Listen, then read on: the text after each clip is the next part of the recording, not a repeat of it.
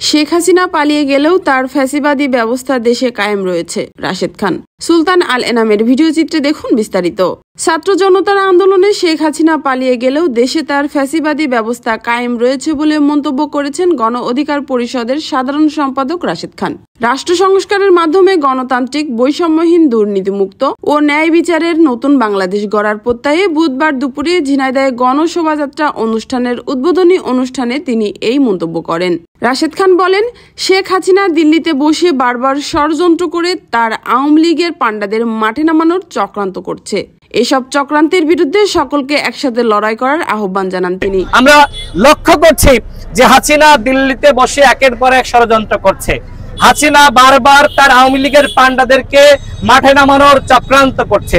হাসিনার সেই নিয়োজিত ফ্যাসিস্ট যারা 14 সালের ইলেকশন করেছে, ওই সকল ডিসিএসপিরা যারা 18 সালের ইলেকশন করেছে, যারা 24 সালের ইলেকশন করেছে, ওই ফ্যাসিস্ট সরকারি কর্মকর্তারা নানানভাবে এই সরকারকে কার্যক্রমে বাধা দেওয়ার চক্রান্ত করছে। অর্থাৎ হাসিনা পালিয়ে গেছে, কিন্তু হাসিনার যে নিয়োজিত ফ্যাসিস্ট বাহিনী, যে ফ্যাসিবাদী ব্যবস্থা, সেই ব্যবস্থা রয়ে গেছে। সুতরাং আমাদের দায়িত্ব শুধুমাত্র আওয়ামী লীগের পতনের মাধ্যমে শেষ হয়ে যায়নি।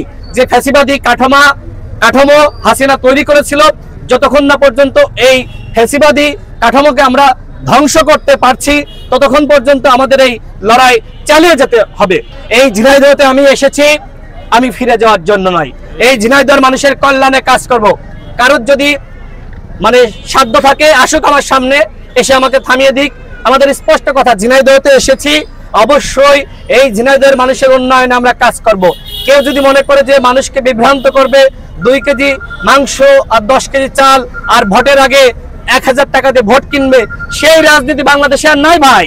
মানুষ এখন সচেতন, এবং ওই কেনা বেচার রাজনীতি, মাথা কেনার রাজনীতি যারা করতে আসবে তাদেরকেও গণ অধিকার পরিষদ প্রতিহত করবে। আমি তাদের জন্য স্পষ্ট বার্তা দিচ্ছি, যেহেতু আওয়ামী লীগ নিষিদ্ধ হয়েছে, সুতরাং এখন আর ওই মানবিক আর সামাজিক কাজের আড়ালে যারা আওয়ামী লীগের সাংগঠনিক কার্যক্রম পরিচালনা করার চেষ্টা করবে তাদেরকে প্রতিহত করা হবে।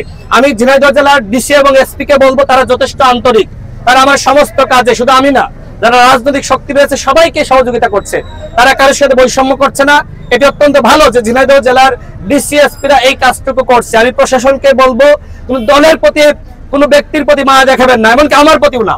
আপনাদের কাছে যেটা সঠিক মনে হয় সেই সিদ্ধান্ত আপনারা নেবেন। তবে আওয়ামী লীগ যাতে কোনোভাবেই তাদের সাংগঠনিক কার্যক্রম সেটি সামাজিক বা মানবিক কাজের আড়ালে মানুষকে বিভ্রান্ত করার জন্য করতে না পারে, সে বিষয়ে আপনাদেরকে সচেতন, সোচ্চার হতে হবে।